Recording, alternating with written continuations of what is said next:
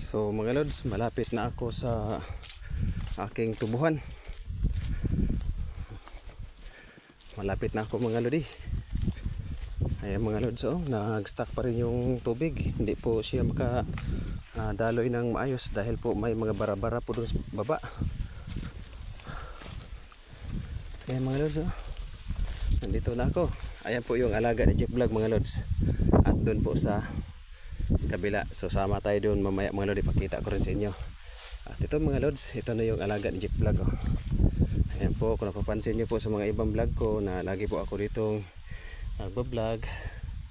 Ito na po yung alaga ni Jeep Vlog. So sawa ng Diyos mga lodi. Ayan na po, may katawan na po siyang ayan, maganda na po yung katawan niya. At tinatinaman ko po ng mga kamuting kahoy upang pagdating po mga lodi sa tamang panahon ay so meron na pong ma-harvest si Jeep Vlog ng lamang lupa. So tinataniman ko po siya ng niyog ay upang kung abutin po ako ng uhaw, so meron po ako ditong source na kukuha na ng tubig. So mga lods, dito po ako dadaan sa gilid ng sapa. So nandun po mga lodi yung isa, ito po yung alaga ko, pati yun doon. So ginagawan ko po sa mga lodi ng taytayan, yung nakita nyo po mga lods sa yung binablog ko na gumagawa po ako ng taytayan. So pakita ko po sa inyo mga lodi. Ayun mga lods, nandito na ako. At ito po yung binablog ko po mga lods na mga dumaraan na video ko. Ay mga lods, papakita ko pala sa inyo. Diba po mga lods, nakita nyo, pinapakita ko sa vlog na may itlog.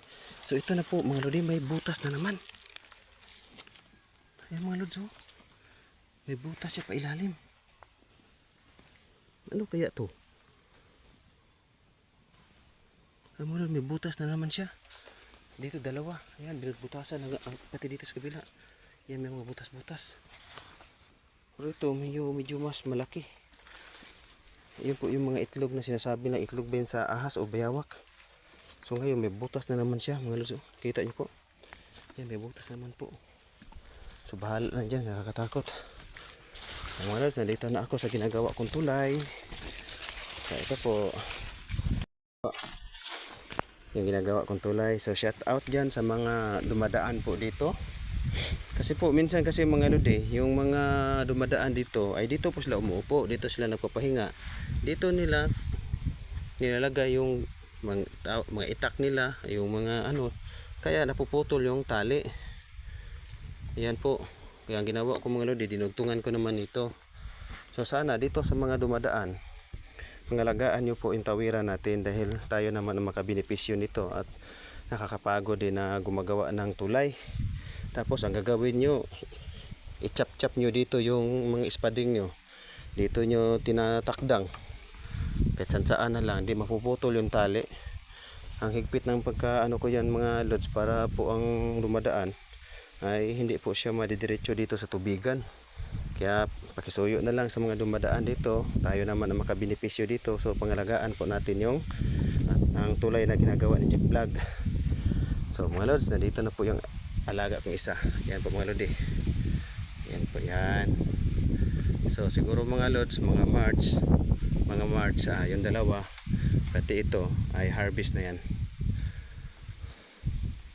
So hanggang dito na lang ang pagbabahagi ng Jeep Vlog.